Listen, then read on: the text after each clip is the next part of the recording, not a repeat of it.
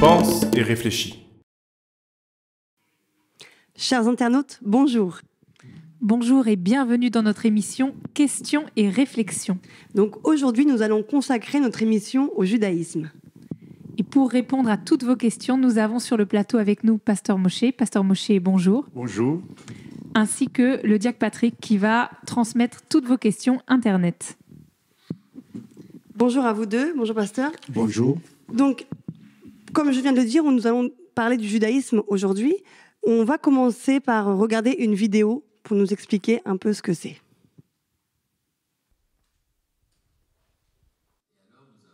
La loi orale a commencé à la révélation du Sinaï. C'est un grand principe de la tradition juive, c'est que la Torah est tout d'abord orale avant d'être écrite. La majorité de la Torah est orale. Le texte écrit de la Torah n'est pas un texte qui nous a été donné, c'est un texte que Dieu a donné a dicté à Moshe avant sa mort, qui est un résumé, si vous voulez, essentiel de l'ensemble de la loi, mais la loi est fondamentalement orale. La tradition musulmane, par exemple, pense honorer les juifs et les chrétiens en les appelant le peuple du livre. Mais nos textes à nous disent que nous sommes le peuple du Dieu vivant. Et c'est ça qui fait notre originalité. Quant à ce qui s'est passé à l'époque du deuxième temple, c'est à partir de ce moment-là que la loi commence à prendre une certaine formulation, qui est celle que l'on trouve par la suite dans la Mishnah, dans le Talmud. Et c'est donc à partir du moment où on a besoin de formuler de manière claire les principes qui étaient vécus intuitivement jusqu'à présent, qu'ont commencé les sectes. Et alors nous avons effectivement les sectes qui commencent à se cristalliser de manière assez définitive à la fin de l'époque du deuxième temple.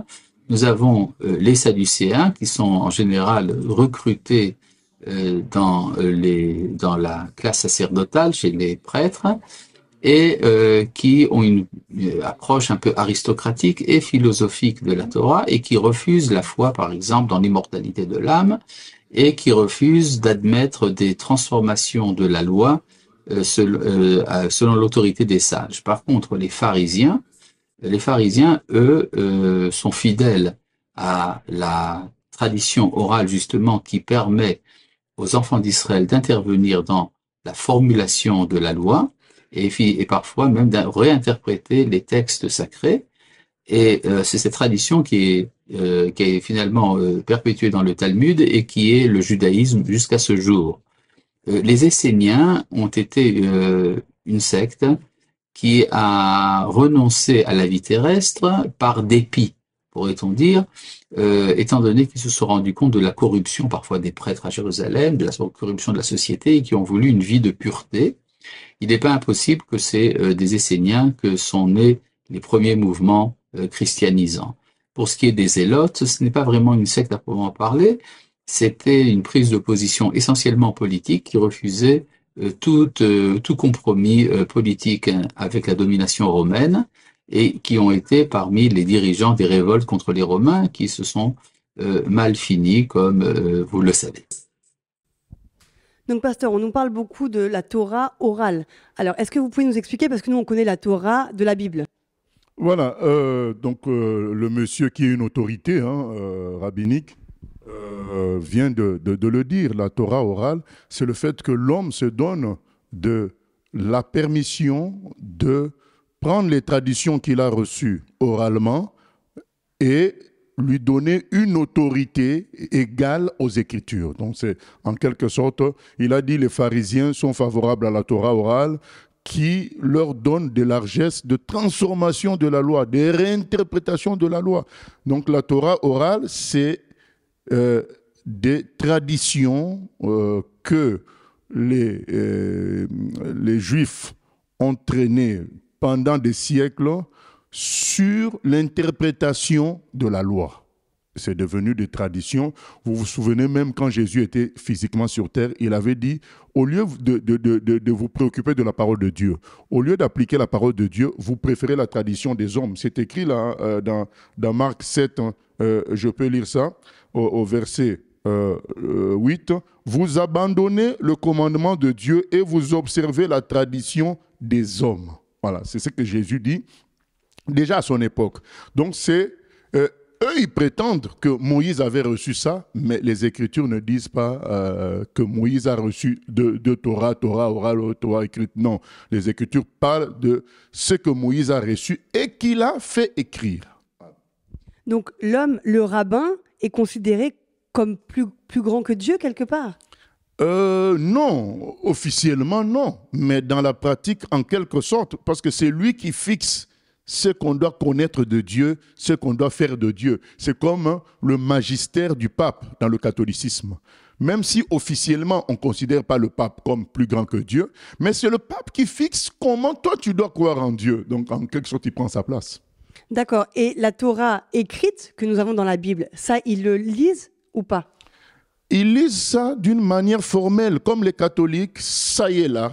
C'est comme des murs qui sont là, mais au fond, nous mangeons plutôt les bananes, nous mangeons les ananas, nous mangeons les frites, mais les murs sont là. Voilà, la Torah écrite, elle est là, mais ce qui est vécu, ce qui est utilisé, c'est la Torah, c'est que eux ils appellent la Torah orale, qu'ils ont fini par écrire, parce que maintenant, aujourd'hui, c'est des livres qu'on appelle le Talmud, la Mishnah, ainsi de suite, la Gemara, voilà. Par rapport à cette histoire de Torah écrite, le monsieur sur la vidéo qu'on vient de voir expliquait quand même que ça a été donné, cette parole-là, à Moïse avant sa mort, mais que eux, les Juifs, ne l'ont pas reçue. Donc finalement, ils la considèrent pas, mais même officiellement. Non, il y a confusion dans ce qu'il a dit. Il a dit que ça a été donné à Moshe avant sa mort. Ça ne nous a pas été donné, mais ça a été donné à Moshe. Mais eux, ils disent que la Torah orale vient de Moshe. Bon, au final, il y a comme une confusion. Les Écritures sont claires dans Exode 20. Même les païens le savent que Moïse a reçu les tables de la loi au mont Sinaï. C'est connu, c'est écrit. Dans Exode 24, on va lire Exode 24 parce que... et cette confusion dure jusqu'aujourd'hui. C'est lui qui l'a dit. Il a dit, c'est le judaïsme. Donc la logique des pharisiens, c'est ça le judaïsme d'aujourd'hui. Une religion basée sur la loi qu'eux, ils appellent la loi orale, mais dont la Bible n'en parle pas, dont les écrits de l'Ancien Testament ne parlent pas du tout. Nous lisons par exemple dans Exode 24, 3 à 4. Moïse vint rapporter au peuple toutes les paroles de l'Éternel et toutes les lois. Le peuple entier répondit d'une même voix, « Nous ferons tout ce que l'Éternel a dit. » Moïse écrivit toutes les paroles de l'Éternel. Donc Moïse a écrit, c'est bien dit. Deutéronome 28, 58. Et je peux vous dire qu'il y a plein d'autres versets de ce genre que je lis là.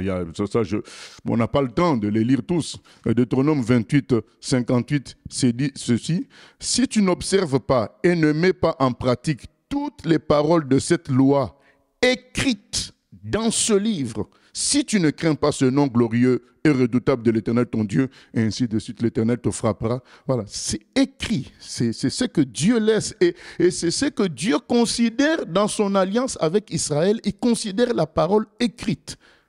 Nulle part dans la Bible il est question d'une parole orale que Jésus d'ailleurs dénonce comme étant des traditions d'hommes, des hommes. Et donc cette confusion, est-ce qu'elle est volontaire ? Parce que donc là, il dit ça clairement, alors qu'effectivement, ils ont bien eu des écrits. Donc c'est volontaire de sa part d'expliquer ça ? Non, la confusion, au départ, je pense qu'au départ, c'est l'adaptation, ça naît dans une logique d'adaptation des Écritures à la vie de tous les jours. Et à la longue, ça devient un deuxième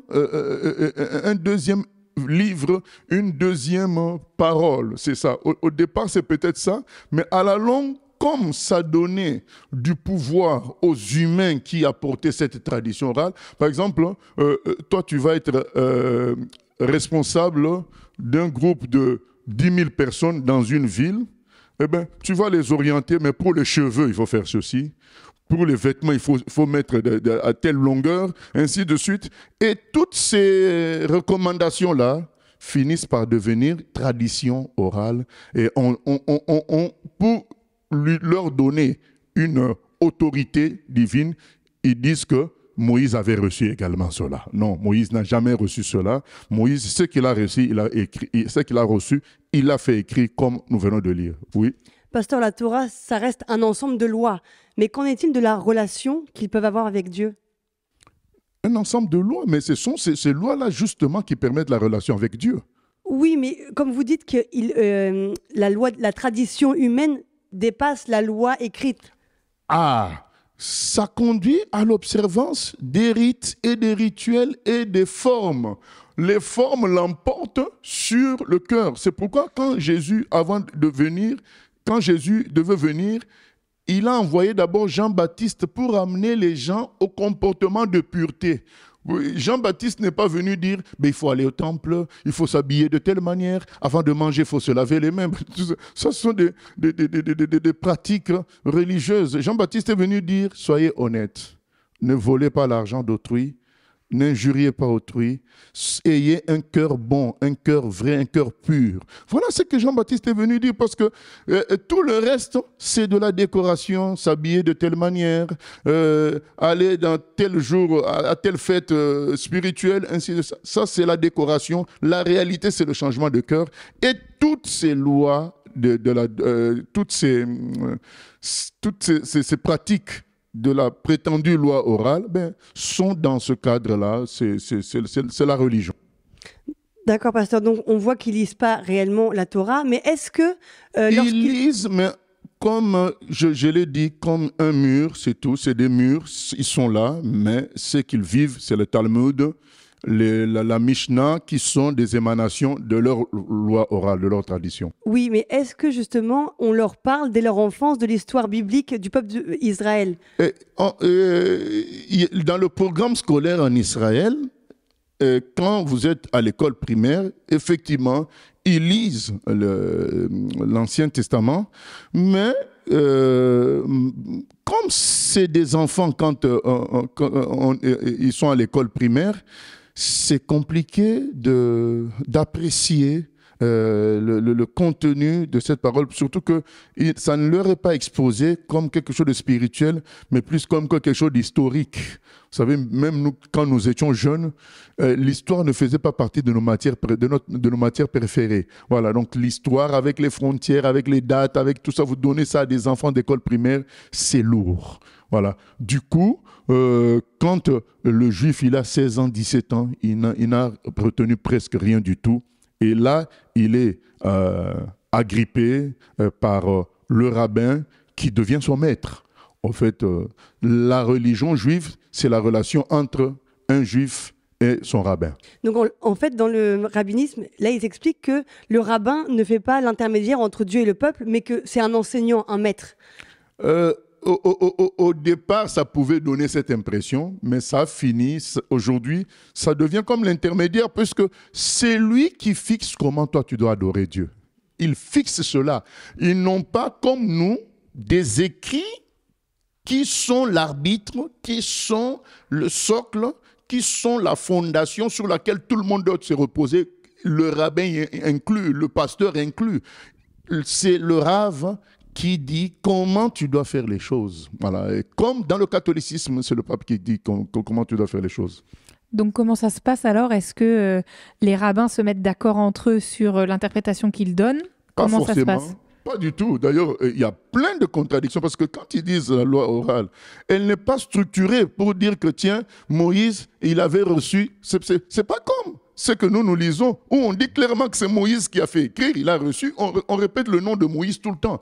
Ce qu'ils appellent la loi orale, prétendument venant de Moïse, c'est des humains, des rabbins qui plus tard, qui interprètent, et avec leur nom, il y a leur nom. Vous allez avoir les interprétations de Rashi, les interprétations de Rambam, avec leur nom. Et parfois, ces interprétations se contredisent. Donc, du coup, chacun vit selon son époque. Ils ont une règle une sorte de pacte de non-agression. Donc, un rabbin n'attaque pas les autres rabbins, mais chacun donne ses interprétations, que ceux qui veulent suivre, ils suivent. Voilà. Oui, pasteur, est-ce que ce n'est pas une façon de contester l'autorité de Moïse, comme l'avaient fait à l'époque les enfants d'Israël au désert? À peu près, c'est pas à peu près ça. Pasteur, dans la Bible, quand même, notamment dans la Torah, on parle beaucoup de fêtes juives. Maintenant, je vais en venir sur le grand pardon. c'était une fête qui se passait une fois par an pour le pardon des péchés. Oui. Alors, qu'en est-il aujourd'hui? Oui, ça existe toujours. Les fêtes sont toujours là. Voilà. Donc, ils sont conscients du péché. Oui, mais religieusement, vous savez, c'est la même chose que dans le catholicisme quand les gens vont avec des cierges allumés pour ceci ou pour cela. Mais ils n'ont pas la pratique du bon cœur. Donc, changer le cœur, avoir un cœur nouveau, c'est pas ça qui est intéressant. C'est comme l'islam, c'est faire les rituels de l'islam qui compte. Ce n'est pas changer de vie qui compte. C'est pas ça le judaïsme. C'est suivre son rave, suivre sa formation, suivre sa logique, et ainsi de suite. Son interprétation des Écritures. Ils n'ont pas du coup la notion qu'eux aussi ont besoin de pardon. Ils n'ont pas cette notion-là du tout, qu'ils ont besoin d'être pardonnés. Non, ce n'est pas une notion profonde, comme le Saint-Esprit convainc chaque humain. C'est une notion religieuse. Il y a un jour spécial, le jour du Yom Kippour, où il y a le jour du grand pardon. On fait cette cérémonie. Cette notion-là existe, mais c'est plus considéré comme une fête, au lieu que ça soit une remise en question profonde de chacun. Mais, pasteur, les sacrifices ont toujours lieu? Mais non, c'est parce que officiellement, les sacrifices ne peuvent avoir lieu que dans l'endroit que Dieu a désigné, c'était le temple. Or, comme le temple a été détruit, les sacrifices ne peuvent pas avoir lieu. D'ailleurs, tout ce dont nous parlons a pris vraiment corps lorsque le temple a été détruit. Donc, quand le premier temple est détruit, les Juifs sont exilés. Qu'est-ce qu'ils font? Ils se disent, mais on va quand même faire des réunions de notre communauté. Et donc, ils ont bâti des endroits qu'on appelle synagogues. Et donc, synagogue, ça veut dire en hébreu, Beth Knesset, c'est-à-dire le lieu, la maison du rassemblement. Donc, dans un premier temps, c'était un endroit de rassemblement pour échanger sur les problèmes de la communauté. C'est avec le temps que c'est devenu donc un édifice religieux où on vient échanger sur ses positions religieuses sans avoir une communauté forcément d'idées. Parce que vous le voyez, quand Jésus a parlé dans la synagogue, il y a eu des contradicteurs. Quand Paul parlait dans la synagogue, il y avait des contradicteurs. Donc, on laissait quelqu'un faire sa thèse, dire ce qu'il pense aujourd'hui, donner une parole pour aujourd'hui et dire son interprétation aussi de cette parole. Et les autres pouvaient contredire. Alors, les autres pouvaient parler. Donc, c'était un lieu d'échange. Avec le temps, c'est le judaïsme d'aujourd'hui. C'est devenu exactement comme le catholicisme. Ce n'est plus un lieu d'échange, mais c'est un lieu où une religion donne ce qu'il faut faire. Voilà, c'est ça. D'accord, mais maintenant, qu'en est-il, puisque le temple n'existe plus, les sacrifices ne peuvent plus être faits? Donc, comment ils prennent ça, en fait? Il y a des parades. Comprenez, dès le départ, je vous ai expliqué, comme le monsieur l'a dit. Le monsieur, c'est un juif, hein, c'est certainement un rabbin. Il a dit, la logique de la loi orale, la logique du judaïsme d'aujourd'hui, c'est que les sages peuvent intervenir, peuvent donner des interprétations, peuvent transformer la loi. Donc, même que les écrits disent clairement qu'on est pardonné que lorsqu'il y a effusion de sang, eux, ils ont trouvé des détours. Les prières, la repentance, les dons, ça peut apporter aussi le pardon. Et les rabbins trouvent des détours, comme ils ont dans leur fonctionnement cette autorité-là. Donc, ils trouvent réponse à tout en leur manière. C'est devenu une forme de philosophie religieuse. Je voudrais revenir sur l'histoire des rabbins, parce qu'avec le pouvoir qu'ils ont donc dans le judaïsme, est-ce que vous pouvez nous dire comment on devient rabbin? Ça vient d'où? Il y a une école, il y a des écoles, hein. Donc il y a des écoles pour devenir rabbin.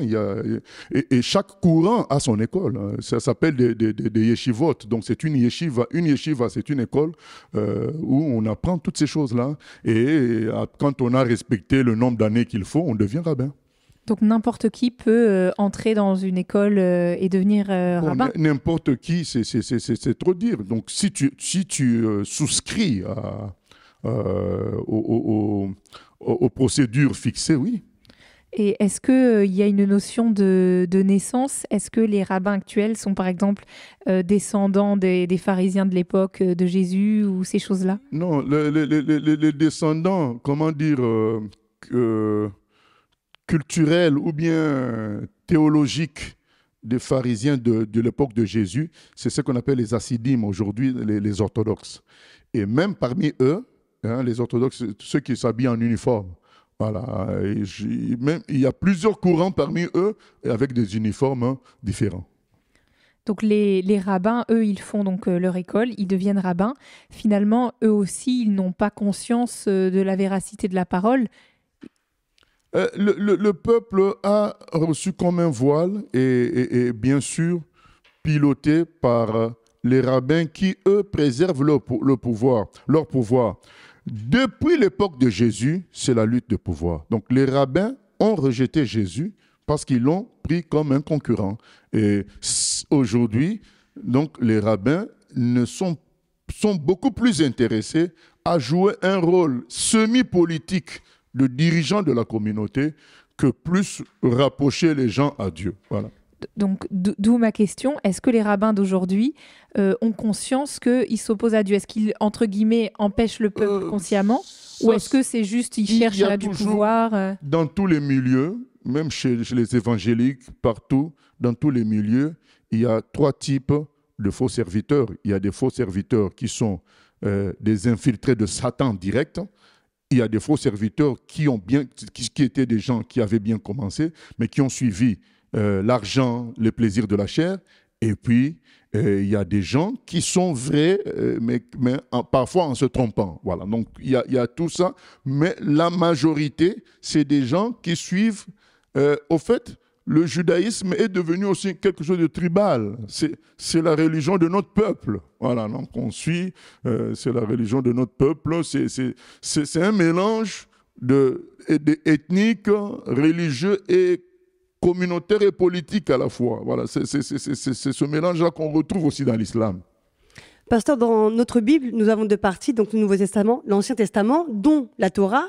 Est-ce que le peuple juif considère comment l'Ancien Testament, le reste, les prophètes, etc. Ils ont exactement notre Ancien Testament, c'est ça qu'on appelle la Bible hébraïque. Voilà, donc notre Ancien Testament, d'ailleurs, c'est comme ça que nous avons constitué notre Bible. Nous avons pris ce que les Juifs considéraient comme écrit, saint, irréprochable.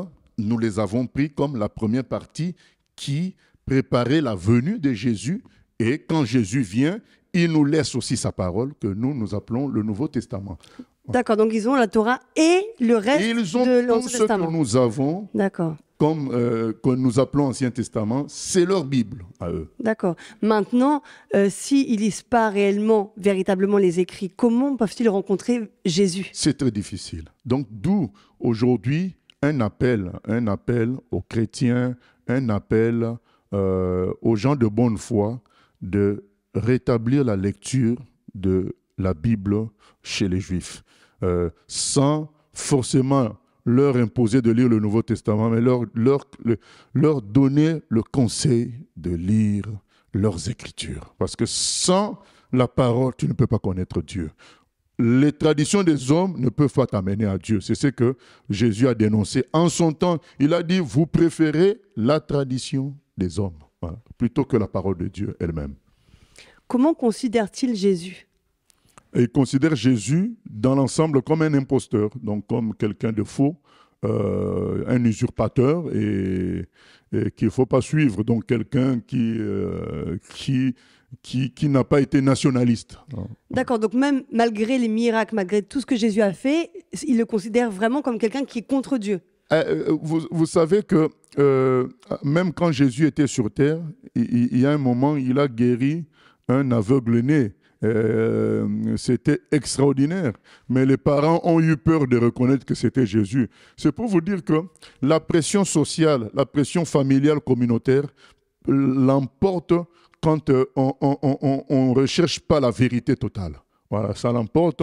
Et donc, nous voyons que le jour de la résurrection, les pharisiens, les grands religieux de l'époque de Jésus avaient corrompu les gardes pour dire qu'il n'était pas ressuscité, qu'on avait pris son cadavre par ses disciples. Eh bien, il est écrit que ce bruit-là a couru jusqu'à ce jour. Donc, ils ont réussi à étouffer l'histoire de Jésus par le nationalisme, puisque Jésus est venu dénoncer le péché de l'être humain, il n'est pas venu défendre une nation, il est venu rapprocher chaque humain de Dieu, eh bien, il a été considéré comme un non-nationaliste. Donc, jusqu'aujourd'hui, Jésus s'est considéré comme la honte d'Israël, alors que les Écritures disent c'est la gloire d'Israël. Donc aujourd'hui, un juif qui croit en Jésus-Christ, forcément, il est persécuté. Il sera sérieusement persécuté, il peut être licencié de son travail, ses enfants vont être chahutés à l'école, ainsi de suite. Je reviens sur la question de Mylène. Est-ce que quand même ils reconnaissent les miracles de Jésus ou ça c'est complètement occulté, il s'en occupe pas? Ce n'est même pas dit, il n'est même pas question de lui. Donc dès que on l'appelle avec un terme péjoratif en Israël, Yeshua. Donc quand tu dis Jésus, c'est l'escroc, c'est le perturbateur, c'est l'usurpateur, il n'y a même pas de discussion là-dessus.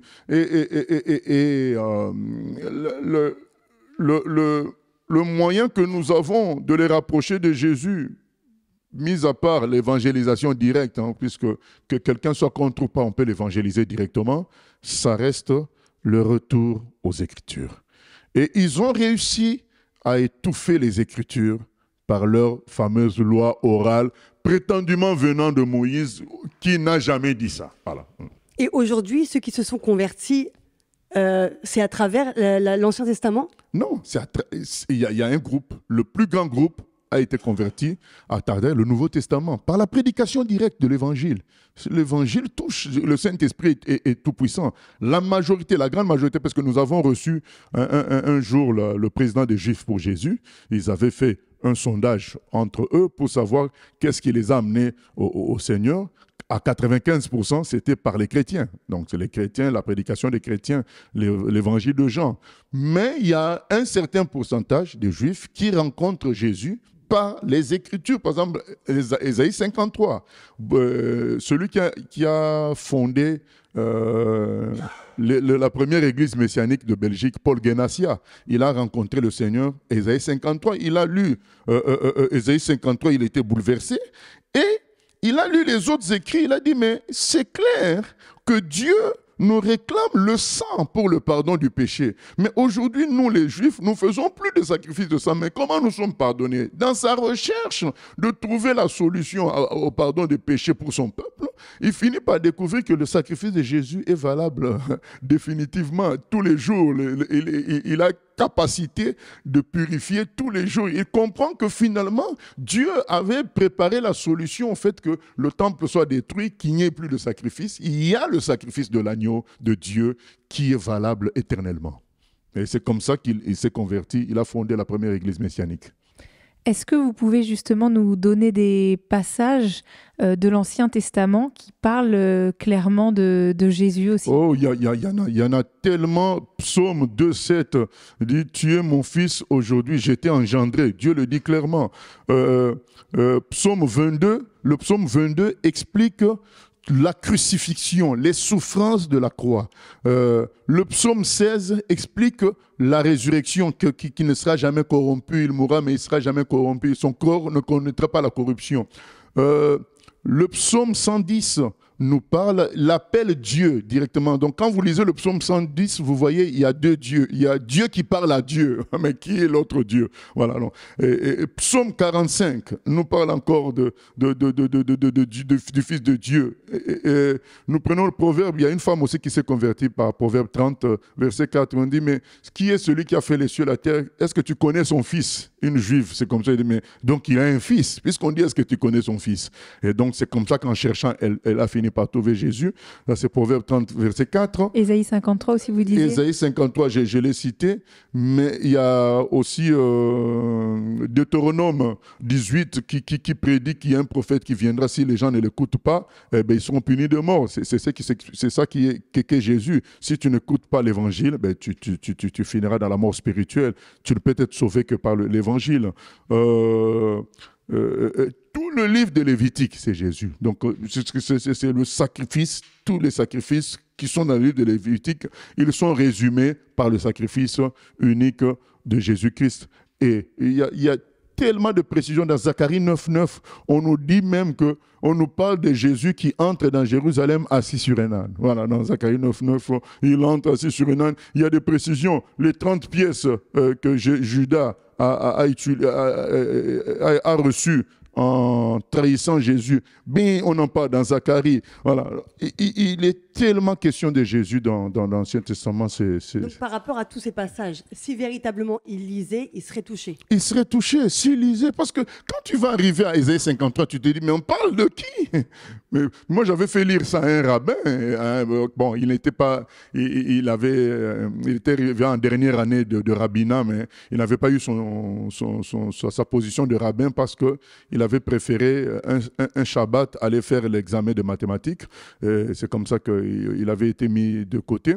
Et je lui ai fait lire Ésaïe 53, mais il était perturbé. Il a dit, mais là, est-ce que c'est comme ça en hébreu? Moi, j'ai dit, mais allez chercher une Bible en hébreu, vous allez voir que c'est la même chose. Ça parle, mais comme, vous savez, dans le catholicisme, il y a ce qu'on appelle le missel. Donc, le missel, c'est un recueil annuel des prédications qui vont être données dans les bâtiments catholiques pendant cette année-là. Donc, on les distribue à toutes les institutions catholiques. Mais dans le judaïsme, il y a la même chose. Il y a une forme de missel, une forme de recueil des passages à lire pendant toute l'année. Et c'est le grand rabbinat, je crois, qui fait ça et qui distribue. Et ils prennent soin de ne pas mettre les passages qui vont faire penser à Jésus-Christ. Quand vous dites ils prennent soin, donc il y a quand même une notion de volontariat. Ah bien sûr, mais comme je dis, il y a des serviteurs, il y en a un groupe qui est conscient, c'est que Jésus lui-même appelle les fils du diable, qui est conscient que Jésus est le fils de Dieu, mais par jalousie, par logique de pouvoir, ils ne veulent pas admettre cela, c'est tout. Et est-ce que on veut les maintenir d'autant plus loin de Jésus que c'est aussi le peuple de Dieu bibliquement ? C'est vrai, mais les Écritures disent qu'ils ont reçu un voile de la part de Dieu aussi. Donc, il y a une part qui est liée à Dieu. Du moment qu'ils ont rejeté le Fils de Dieu, il y a un voile qui s'est abattu sur eux. Et ce voile-là, autant de Dieu sera enlevé. Quand je dis le voile, c'est le voile national. Mais chaque Juif, en tant qu'individu, peut se convertir à Christ sans problème. Comme nous tous, nous sommes convertis. C'est la même difficulté. Mais côté national, pour reconnaître leur Messie, il y a reçu comme un voile, mais ce voile sera déchiré un jour par Dieu et ils reconnaîtront, tout ça c'est écrit, hein, ils reconnaîtront celui qu'ils ont percé, c'est écrit dans le livre de Zacharie, donc ils le verront, ils reconnaîtront celui qu'ils avaient percé.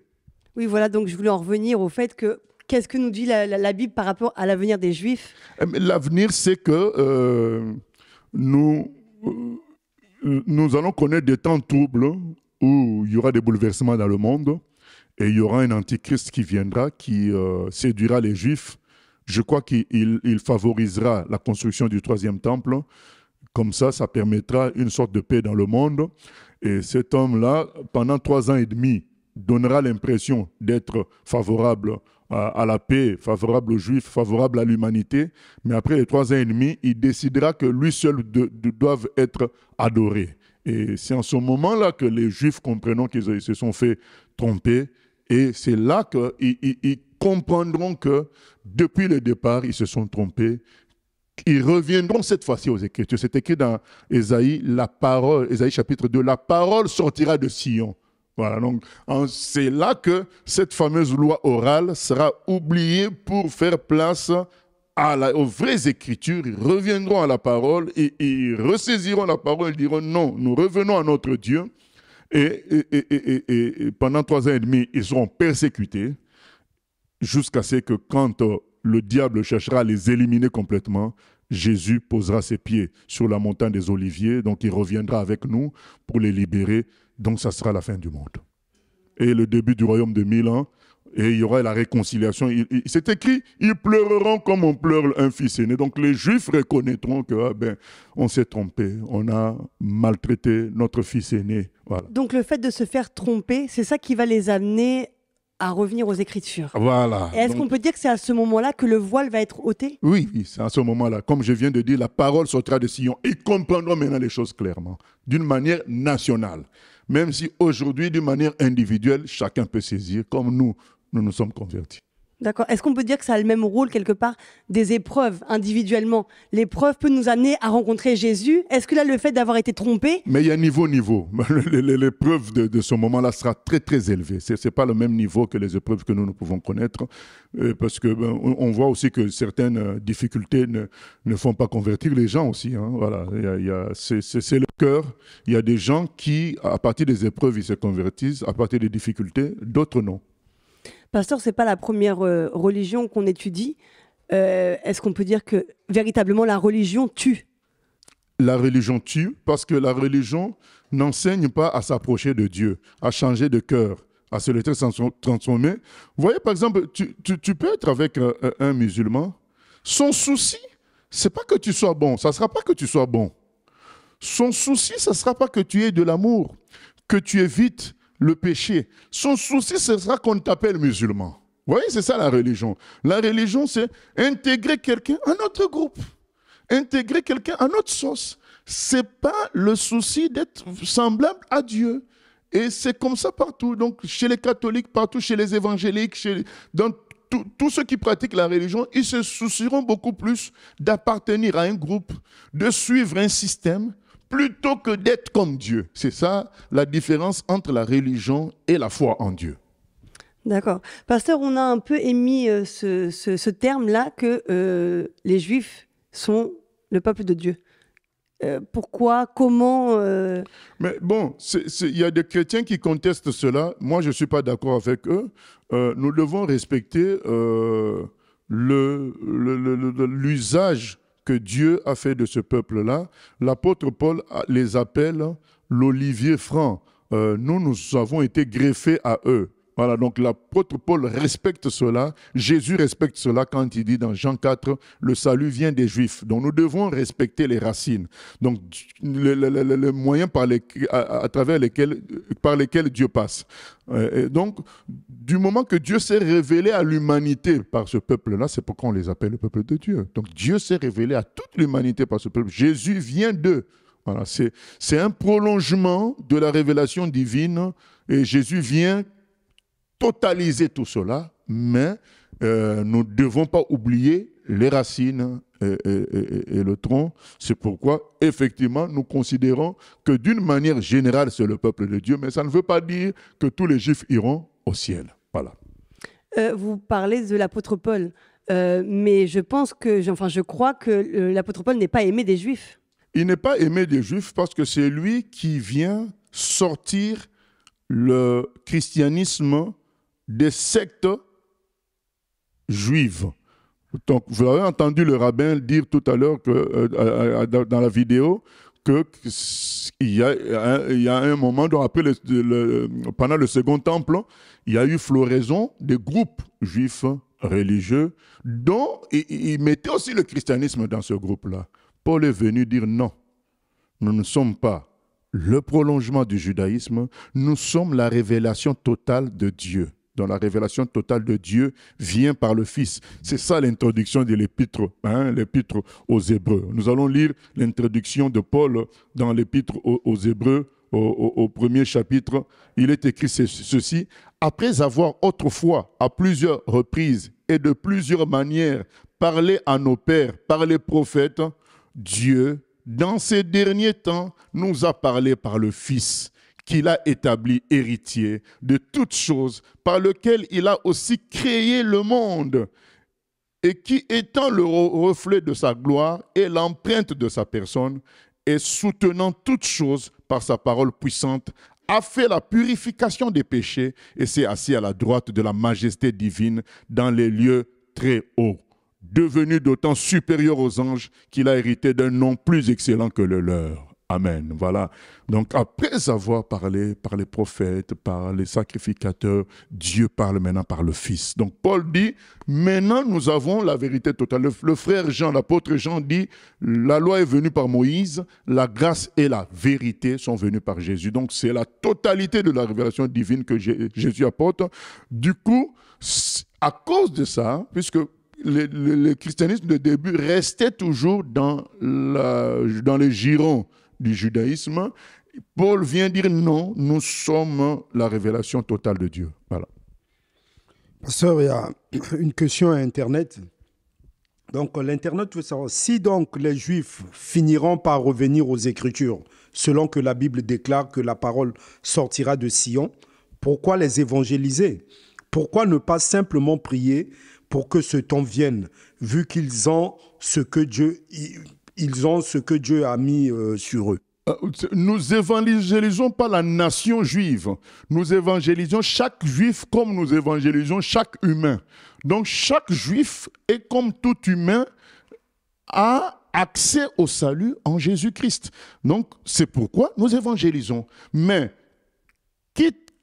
quant à créer cet attachement national juif à Jésus, ce n'est pas à nous de faire cela, c'est Dieu qui va faire cela. Mais chaque juif en tant qu'individu a droit à l'évangile. Voilà, c'est ce que nous faisons par l'évangélisation. Donc, le peuple de Dieu, mais ils ne sont pas plus aimés de Dieu, ils ne sont pas sauvés pour autant. Ah non, c'est un respect des racines, c'est le peuple de Dieu, mais pour être sauvé, il faut croire en Jésus. Tant que quelqu'un n'est pas sauvé, ne croit pas en Jésus, n'est pas sauvé.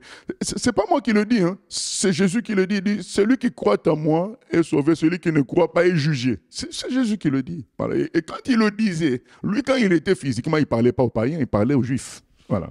Mais parce qu'ils doivent quand même avoir un certain orgueil d'être le peuple de Dieu, non? Bien sûr, mais d'ailleurs, beaucoup disent, ce n'est pas à vous de nous enseigner, hein, en parlant de nous les chrétiens, ce n'est pas à vous de nous enseigner les Écritures, de nous enseigner notre propre religion, mais c'est cette erreur-là aussi, hein, mais tout ça ne vient pas d'aujourd'hui. Jean-Baptiste leur a dit, changez de cœur au lieu de vous prétendre fils d'Abraham.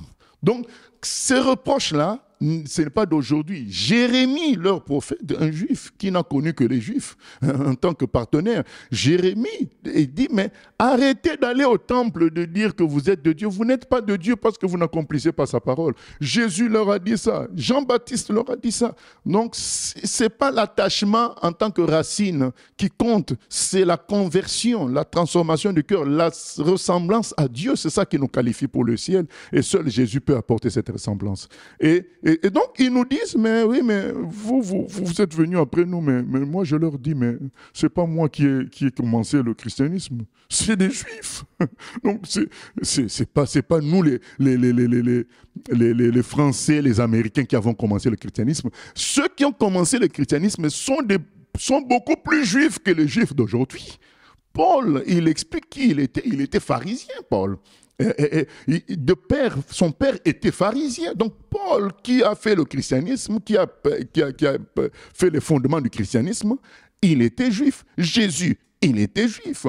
Jean, il était juif. Pierre, juif. Donc ces juifs-là qui ont fait le christianisme, ils sont beaucoup plus juifs que les juifs qui veulent nous faire la leçon pour nous dire « Mais vous êtes des étrangers, vous n'allez pas nous apprendre le christianisme. » Effectivement, nous ne vous apprenons pas le christianisme, mais c'est vos frères juifs qui nous ont appris la vérité sur votre frère Jésus et que nous vous rappelons, c'est tout. Et pour finir, toujours, je donne un exemple pratique.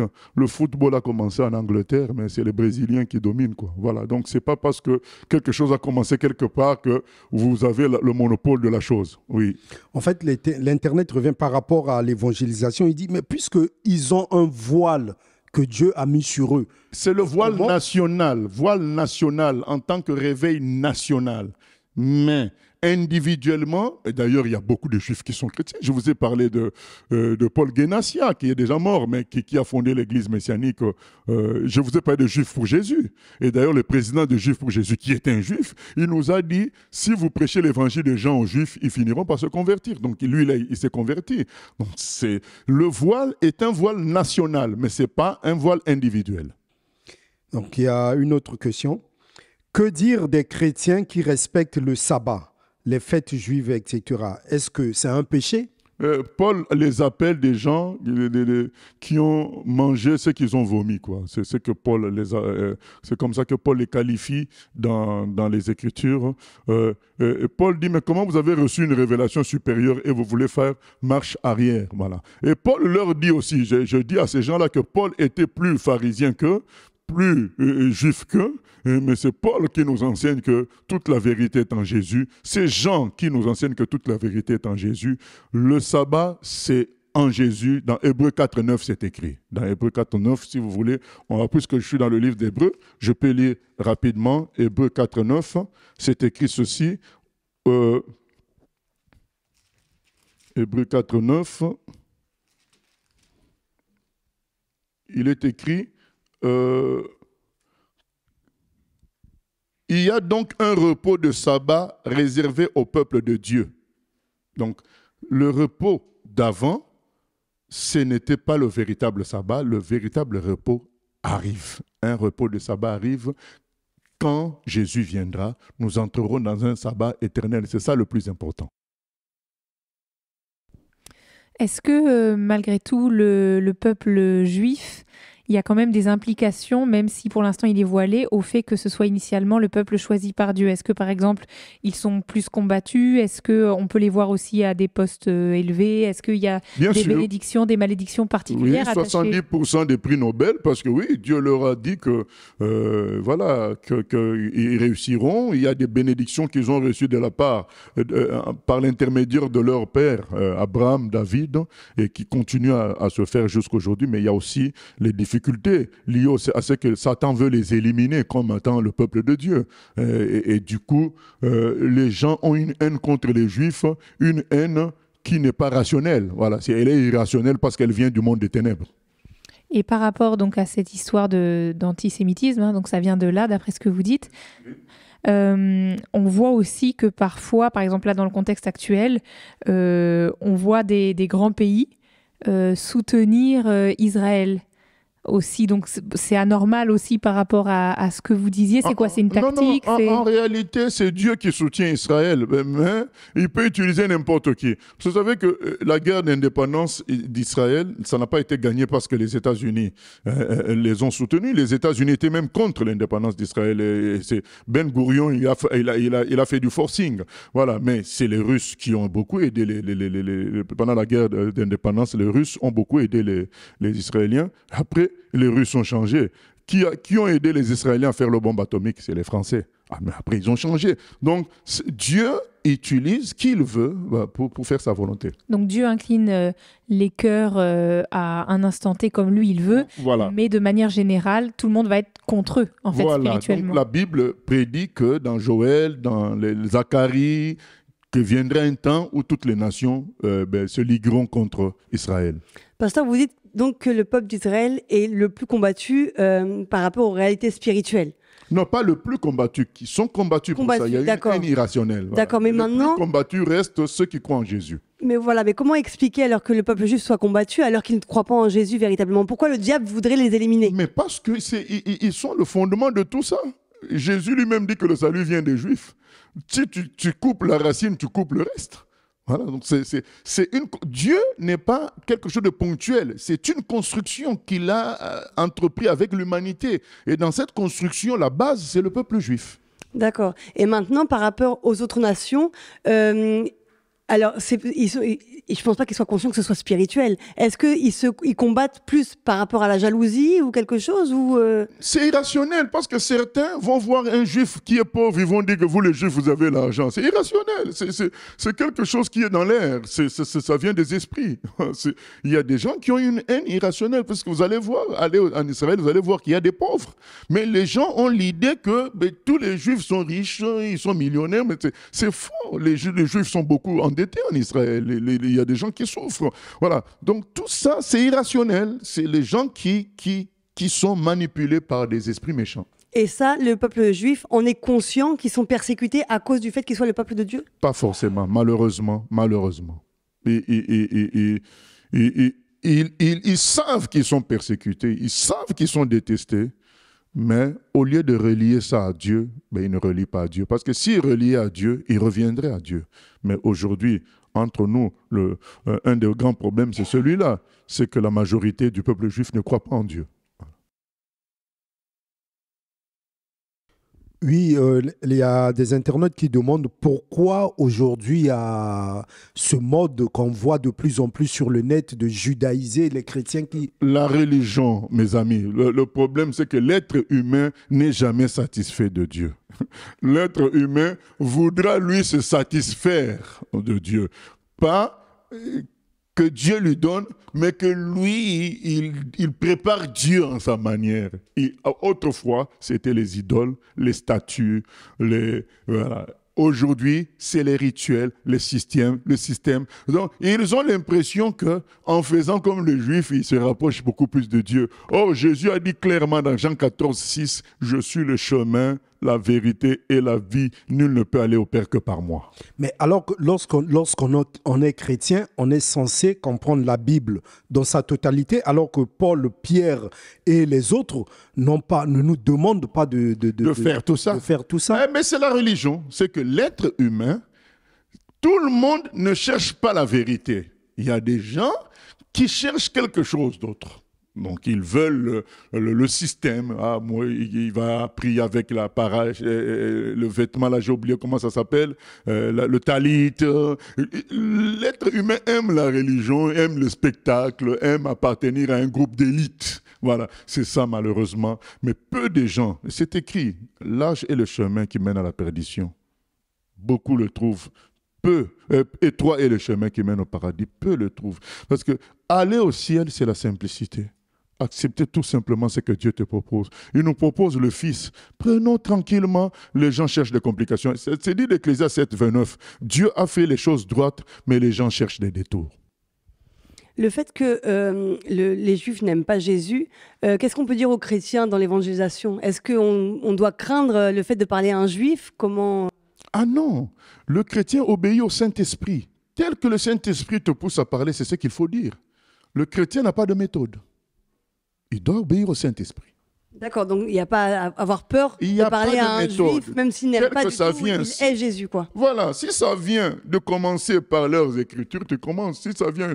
Vous savez, les gens étaient étonnés le jour où Josué Tournil, il avait prêché à l'église. Il lui avait posé la question, puisqu'il y avait des questions à la fin, il avait posé comment on peut aborder un Juif dans l'évangélisation.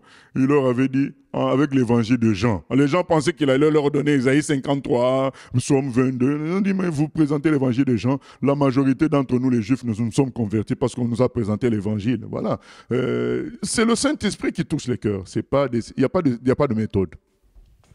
Y a-t-il encore des questions? Pasteur, un dernier mot? Le dernier mot, c'est que c'est pour parler à nos frères qui sont encore perdus dans le judaïsme.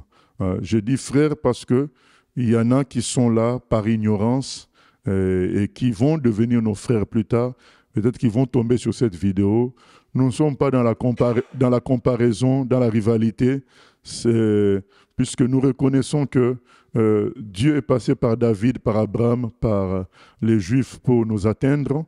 Et ce qui nous fait mal, c'est de les voir eux-mêmes être privés de leur Dieu qui est venu en personne à travers Jésus-Christ.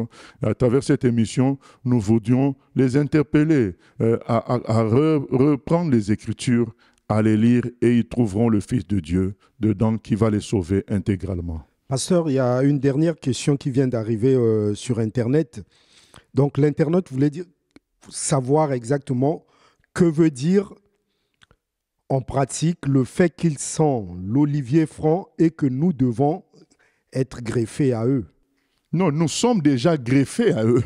Puisque ce que ça veut dire, ça veut dire ce que ça veut dire. Ça veut dire que nous sommes dans la construction totale de Dieu, dont les fondations sont le travail de Dieu avec les Juifs qui nous ont précédés. C'est écrit aussi dans Ephésiens 2, 20, vous êtes bâtis sur les fondements des apôtres et des prophètes. Ces prophètes-là, c'est qui? C'est David, Abraham, Moïse, Élie, Élisée. Voilà, c'est une construction, c'est ça la réalité. Nous sommes une construction spirituelle.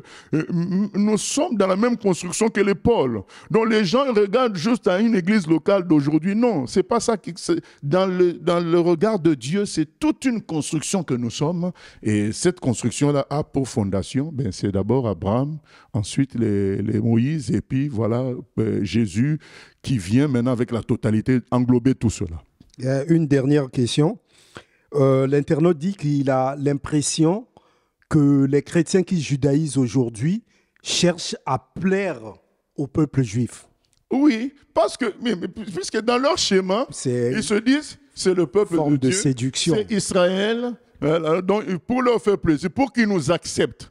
Voilà, mais attends, Paul n'a pas fait comme eux. Paul était plus, je répète encore, Paul était plus juif. Donc Paul même explique ça dans Philippiens 3. Il dit, moi je vous dépasse tous, hein. Je suis pharisien, fils de pharisien de la tribu de Benjamin. Certains ne connaissaient même pas leur tribu. Paul connaissait sa tribu. Voilà, il était plus juif que tous. Il dit, mais tout ça j'ai considéré ça comme perte à cause de l'excellence de la connaissance de Jésus, mon sauveur, pour qui j'ai renoncé à tout. Voilà, le frère Paul, c'est qu'il dit. Donc, quand tu as l'or, quand tu as Jésus, pourquoi chercher ce qui est petit? Voilà, c'est ça. Donc, nous interpellons nos bien-aimés qui judaïsent aussi, leur dire, mais vous vous trompez, revenez à Jésus et restez sur Jésus. C'est le seul chemin, la vérité et la vie. Notre émission touche à sa fin. Merci à nos invités et merci, chers internautes, d'avoir été avec nous. Nous remercions le Seigneur pour cette émission et nous bénissons le peuple juif. Nous nous retrouvons le mois prochain pour une nouvelle émission de questions et réflexions. Que Dieu vous bénisse.